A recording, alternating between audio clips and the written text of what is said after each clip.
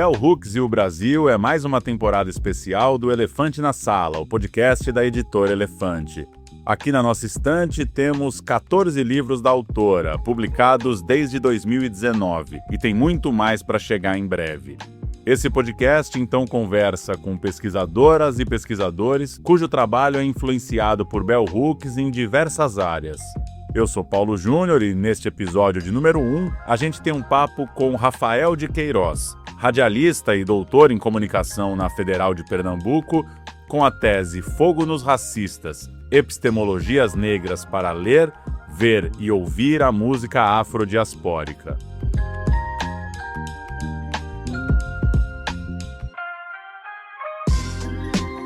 A argumentação do trabalho de Rafael pega diversos autores, claro, vai citar na conversa o Frantz Fanon, por exemplo, mas com muito destaque a influência das provocações de Bell Hooks, principalmente para se refletir sobre a crítica cultural. Ele então vai olhar para artistas negros na música, não só no áudio exatamente, mas também no videoclipe, que pensa, uma forma de interpretar, de simbolizar as composições, as sonoridades criadas. Por exemplo, vai tratar de Emicida, Rincon Sapiência e Xenia França, 3 artistas brasileiros contemporâneos, todos eles com 40 anos de idade neste abril de 2026.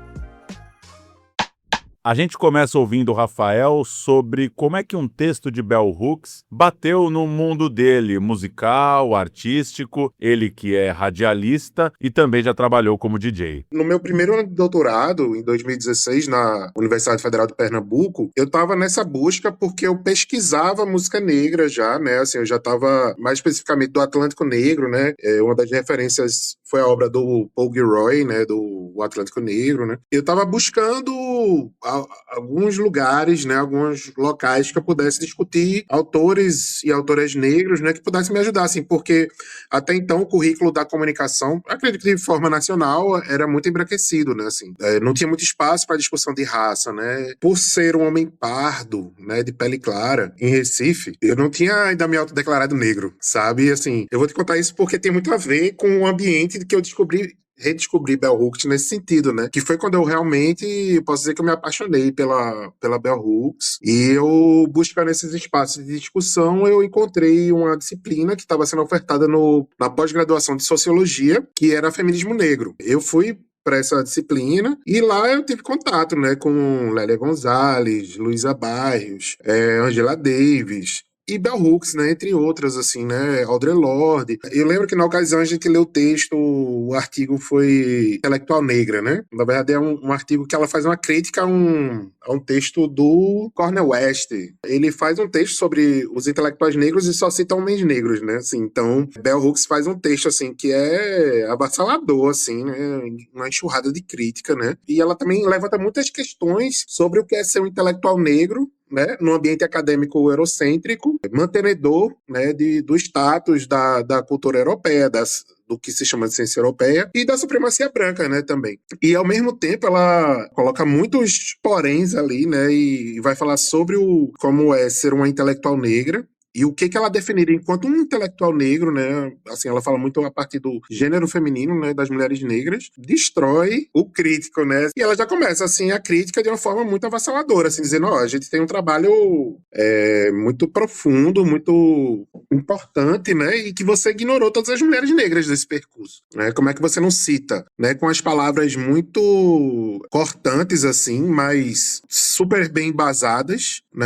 e que mostra a realidade de pessoas negras, sabe? E como ela fala da própria experiência e da experiência de seus pares, E aquilo me preencheu de uma forma, que eu não sabia que era possível. A Bell Hooks, ela me mostrou um caminho para ser um pesquisador negro. Ela me ensinou a escrever, me instigou a ter um olhar mais crítico sobre tudo, inclusive aos próprios artistas e produtos da cultura pop que eu pesquiso, na tese, não deixando de questionar o capitalismo, a supremacia branca como uma crítica, muito ferrenha e muito sagaz, E ela conseguia o que era mais impressionante, de tudo, é porque eu sempre achei a escrita dela muito envolvente, eu me sentia próximo de Bell Hooks, isso é uma coisa muito doida quando você está lendo um texto supostamente acadêmico, supostamente porque eu digo, que a razão europeia e o modus operandi da academia, né, que tem sido quebrado cada vez mais isso, né, e ela é uma das pessoas responsáveis por isso, é que sempre defendeu a falácia da neutralidade, né, da objetividade, né, e a gente sabe que isso é mentira, né, assim, tipo, toda posição esconde um lugar de poder, né, e assim, a escrita, a forma de escrever, a forma de se pesquisar, o método, tudo isso está envolvido nesse processo. E a Bell Hooks, ela me mostrou que, assim, eu queria ser um intelectual negro, sabe? Eu tinha até um problema com essa palavra, né? Assim, eu falava, porra, pra quê? Tipo, intelectualidade, isso é coisa de, sabe? De burguês, de branco, isso é coisa, né? Assim, eu não gostaria de me associar anteriormente a ela a ser um intelectual, né? Mas ela me fez olhar com outros olhos, né? Acho que junto com o Fanon, foram os dois autores que me influenciaram a ser mais crítico, a escrever em primeira pessoa, a colocar a experiência da negritude como um dado acadêmico, né? Uma questão de pesquisa. Mas ela fala que a experiência negra ela deve ser tema de pesquisa, né? Então essa subjetividade negra ela vai dar potência, pode transformar o conhecimento, a forma de ensinar. Como a gente sempre foi alijado desse processo, né? Enquanto objetos de pesquisa, né? Pessoas negras e passam a ser autores a partir de como a vida é olhada, sentida e vivida, né? Por pessoas negras. Ao mesmo tempo, ela faz isso com uma maestria crítica muito grande, muito profunda. Eu escrevi sobre música, né? Eu sou radialista, fui DJ e tal, então sempre foi uma coisa muito de estar nesse ambiente da pesquisa da música, também do audiovisual, né? Assim, eu também escrevia sobre cinema. Então, quando eu vi Bell Hooks, quando eu li Bell Hooks, falando sobre, principalmente o cinema, mas a música também. Aí eu disse assim, não, crítica cultural pra mim é isso agora. Achei mais orgânico, como ela se envolvia com aquilo, como ela colocava. Então, o olhar opositor, ele vai nos mostrar, a gente tem um compromisso com a crítica cultural, mas também com a crítica ao capitalismo, né, a crítica a supremacia branca, de desenvolver esse olhar, né, para além do óbvio, assim, né, além dos frames ali, né, das molduras, né, porque a gente tem que fazer essa expansão. Aí a gente entra nessa ideia do olhar opositor, puxando do próprio texto escrito pelo Rafael na tese. É o olhar opositor que poderia desconstruir criticamente o uso de imagens de controle, aqui citando também Patrícia Hill Collins, que a mídia utiliza para perpetuar e expandir o devir negro no mundo, aqui citando Achille Mbembe. Tomando controle, mesmo que parcial, de suas narrativas, vozes negras ajudam a desestabilizar o discurso hegemônico e sonhar futuros possíveis. O olhar opositor, para mim, ele mostra uma forma de você ter um compromisso político com o povo negro, um compromisso político em questões de raça, de gênero, né, de classe também, porque ela vai colocar, e me lembra um pouco da conversa que ela teve com o Stuart Hall, que virou até livro, né? Tem um momento que ela fala no livro que é um momento até meio de descontração, que ela fala para o Stuart Hall assim, o que seria de nós hoje se a gente também não tivesse sido um pouco essencialista, né? Então ela fala de ser essencialista em relação à raça, né? Mas a escrita dela não tem nada de essencialista, né? Assim, ela reconhece um processo assim que foi importante de afirmação política, mas que levou a esse um processo de sofisticação crítica que ela apresenta, assim, como ela mostra, assim, vários teóricos que já conhecíamos e artistas, e ela vai mostrando uns meandros que às vezes não estavam tão claros, tão nítidos, né, para vários espectadores e espectadoras, e ela expande, né, ela dá um nó na sua cabeça porque ela vai mostrar, assim, por exemplo, faz uma crítica muito ferrenha ao Spike Lee, né, e aí como o Faça a Coisa Certa era um filme, assim, que eu tinha visto adolescente, que eu pirava, assim, né, e aí ela foi mostrando várias coisas, assim, assim, vários problemas de narrativas do Spike Lee, muitas vezes por questões de classe também, e por questões do patriarcado, né? Meio que representava a mulher negra ainda como um estereótipo patriarcal de representação da mulher, assim, como se poderia ser um cineasta branco ali também, né? Narrando a mulher daquela forma. Então, ela meio que consegue demonstrar, né, através dos seus textos, como a gente tem que sempre procurar as brechas que às vezes nem estão sempre óbvias, né, para a gente fazer uma crítica mais profunda, né, do produto cultural, né, dos artistas, né? Então, eu acho que o olhar opositor ele é uma educação, né? De pensar o olhar enquanto uma instância crítica, né? E como ela relaciona isso, assim, nós negros sempre fomos proibidos de olhar, né? E por isso talvez tenha criado esse desejo quase obsessivo, né, em ver, né, em descobrir através do olhar. Então, eu acho que, como a gente está numa sociedade extremamente visual e cada vez mais visual, é cada vez mais necessária a teoria dela, né? Ainda está super atual. Né? Ela mostra como uma crítica e um fortalecimento político até militante, né?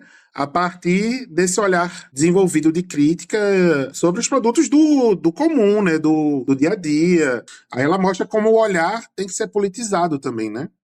E muitas vezes enegrecido. Entrando nos artistas brasileiros, Rafael puxa em seu trabalho os clipes Eminência Parda, do Emicida, lançado em 2019, e Crime Bárbaro, do Rincon Sapiência, de um ano antes, 2018. Eles estão num tópico chamado Corpo Negro, Iminência do Fetiche Branco, onde o Rafael traz, por exemplo, This is America, também de 2018, clipe de Donald Glover. Assim, o Rincon e o Emicida são do mesmo capítulo. E que também ele parte a partir de uma provocação do livro Olhares Negros, da Bell Hooks, que ela fala como o medo, né, que pessoas negras têm de pessoas brancas, assim. E que eu achei uma coisa, assim, meio nova, assim, se confrontar com isso, né? Mas por quê? Porque, assim, a gente tá muito acostumado no Brasil a ver as teorizações de como os brancos sempre temeram os negros, né? Mas, assim, até esse próprio endurecimento da pessoa negra, seja homem ou mulher, ele se dá também com essa supressão dos sentimentos das pessoas negras, né? Como seres que talvez não fossem dessa ordem, não tivessem direito a ter um sentimento de fragilidade ou de medo, né? E isso eu acho que a Bell Hooks traz, né? E aí eu acho que eu começo também o texto falando, remetendo a Corra, né? Aquele filme que é fantástico, afro-estadunidense, né? E aí o Jordan Peele, ele fala da branquitude enquanto terror, né? E aquilo ali pra mim se encaixou como uma luva nesse texto da Bell Hooks, né? E como ela representa essa subjetividade, assim, né? E tá tudo muito ligado ao olhar, né? Aquela cena que ele tá, assim, com os olhos, né? E chora, assim, cai uma lágrima. Tá muito ligado ao olhar, né? Assim, como ele percebe o amigo que ele tinha conhecido em alguma outra situação, que estava lá sem reconhecer ele direito, teorizar o medo, né, que populações negras podem ter de pessoas brancas, é uma coisa assim que é profunda, que eu acho que é muito pouco estudada no Brasil também pela questão do mito da democracia racial, né, que tá tudo certo. Mas a gente sabe que pessoas negras, assim, das classes mais baixas, elas não se comportam de forma natural em ambientes de uma elite branca, assim, né, a gente sabe que é diferente, né. E aí, como é que entra o Emicida e o Rincon, né, nessa história, assim, porque eles lançaram clipes, assim, que demonstravam essa violência, né, da branquitude em relação às pessoas negras, né, então, aí a Bell Hooks, ela ativou isso, mas também ela me fez criticar os elementos patriarcais, né, que tinham nesses artistas também, né, que tanto na canção do Rincon, como de outro videoclipe do Emicida, que não foi esse da Eminência Parda, mas foi um anterior, era como se o troféu da revolta negra, do homem negro, né, da rebelião, fosse a mulher branca, a filha do senhor e da sinhá, saca? Então, eu já tinha sido educado por Bell Hooks nesse sentido, né? Mas aí o olhar opositor vem por isso, porque ele mostra como, a partir de um olhar de uma pessoa negra, né, e faz uma crítica direta aos olhares da branquitude sobre pessoas negras, né? Mais especificamente sobre o Eminência Parda, do Emicida, mostra, vai uma família negra de classe média para um restaurante chique, assim, né? E aí mostram, só tem pessoas brancas, né? Só tem, além de negros, além deles, só tem as pessoas que estão servindo, né, no restaurante. Tem essa tomada da família negra se divertindo, assim, comemorando uma questão importante para a família. Sempre essa narrativa ela é entrecortada para as pessoas ao redor, brancas, né, de elite, que estão ali olhando para aquelas pessoas e imaginando vários estereótipos, né, vários fetiches também, né, em que os corpos negros foram aprisionados, né, nas narrativas, assim, tanto da história como da grande mídia, da mídia hegemônica, né, e do racismo, né. E aí das pessoas que tá lá vai olhar para eles e vai imaginar um bocado de moradores de rua comendo com a mão, assim, de forma animalesca, sem educação. Tem 2 homens idosos que vão olhar para a menina e vão imaginar ela como uma prostituta, fazendo um strip para eles, né? E que passa também por essa hipersexualização do corpo negro, né? Masculino e feminino, mas da mulher mais ainda, né? O olhar opositor, ele vai mostrando que existem muitas questões que são parecidas, né? Porque a gente tá falando de uma afrodiáspora, né? E a gente tá falando de lugares que partem do negro enquanto escravizados, né? Então a gente tem uma formação de narrativas muito próxima, né? Então eu também uso o conceito de imagem e controle da Patricia Hill Collins, né? Nesse sentido. Mas aí mostra bem como a gente tem ligações culturais, mas também manifestações do racismo muito próximas, assim, sabe? Nesse sentido. Rafael trata também de Xenia França, analisando 2 videoclipes para Que Me Chamas, de 2018, e Nave, de 2019. Aqui entra mais fortemente a cultura e a cosmovisão iorubá, principalmente a partir do candomblé. Acho que ali ela promove muitas coisas que a Bell Hooks fala, assim, de comunhão, comunidade, né, de criar uma comunidade. Ela vai fazer uma narrativa a partir de filosofias iorubás, né, dos Nagô, porque os orixás vão informar muito no Pra Que Me Chamas, né? E inclusive a música ela parte de um oriki de Exu, né? E aí tem várias representações de orixás, ela tá como se fosse Yansan também, né? E a gente vê até movimentos corporais que partem disso, a gente vê mulheres cuidando umas das outras, né, assim, como a Bell Hooks fala muito, né, dessa comunhão das mulheres negras, né, dessa ajuda mútua, dessa criação de comunidade, né, e liderança. E aí, a partir dessas referências que são muito nossas, né, assim, como os Nagô informam muito a cultura afro-brasileira, ela vai criando uma narrativa que existe uma valorização da cultura negra brasileira, ao mesmo tempo que não incorre em problemas, assim, da ordem de representar a mulher, o homem negro, enquanto um objeto de fetiche, hipersexualizado, né? Então, eu acho que a Bell Hooks, ela meio que, ela ensina, a partir dos olhares negros, a você ter, além dessa olhar mais apurado e essa crítica, perceber esses possíveis deslizes, vamos colocar assim, né? Mas, assim, possíveis incorrências em narrativas hegemônicas, né? Que não deveriam ser aplicadas para as pessoas negras, né? Porque ela também pensa o produto cultural, o produto pop, enquanto um lugar de manifestação política, né? Assim, de formação crítica, né, que pode alimentar a militância, né, assim. Agora, como apontar questões diante de artistas que estão tentando galgar um espaço na área da cultura, né? Esse é um ponto dentro da autonomia e da liberdade de um olhar crítico diante de um disco, de um livro, de um filme. E Bell Hooks que o diga, nunca poupou o cinema de Spike Lee, por exemplo, como já foi citado aqui pelo Rafael, logo um dos diretores negros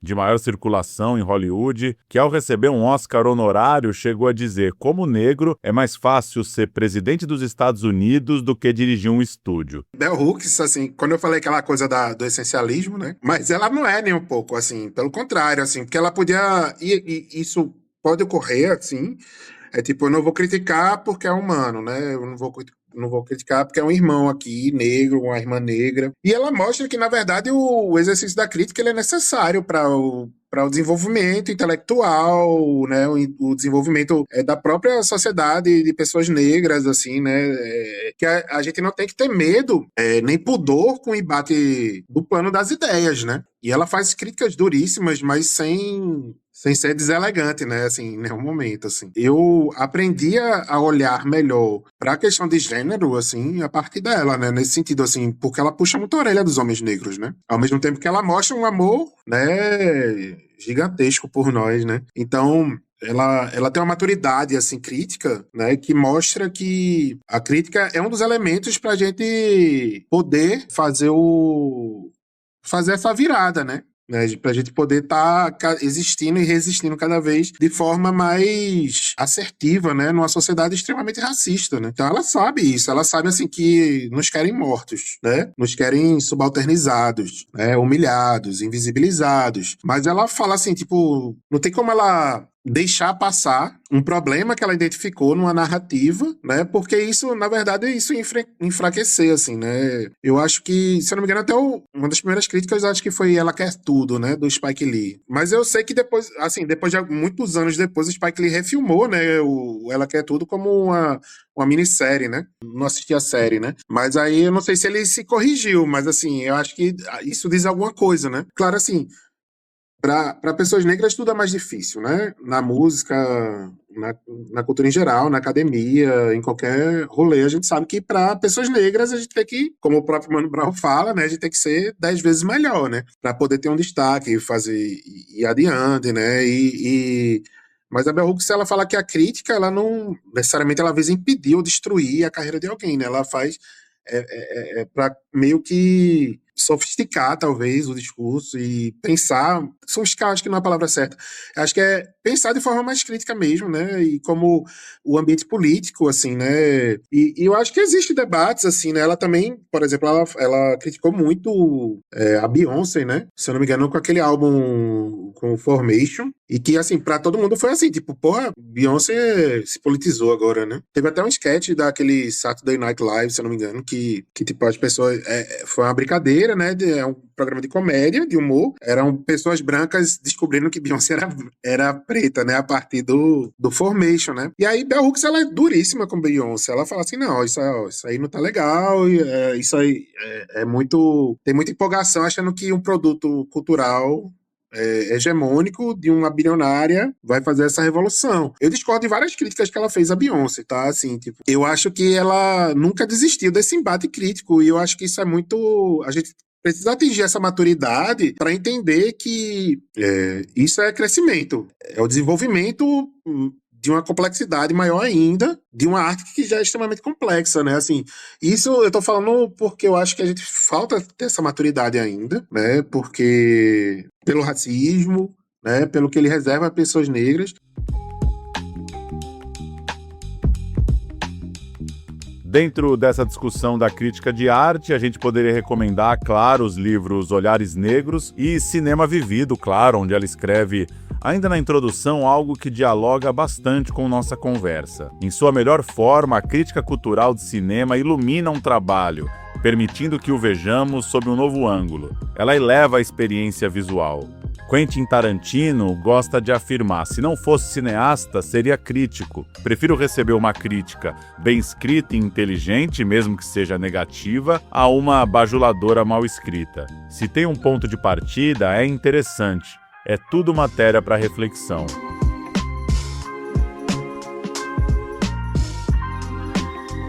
Bell Hooks e o Brasil é uma produção da Editora Elefante, disponível nos tocadores de podcast, no YouTube e também no nosso site, inclusive com a transcrição do episódio. Curta nossas páginas, assine nossa newsletter e indique esse trabalho para sua rede interessada nos livros. Até o próximo episódio. Tchau!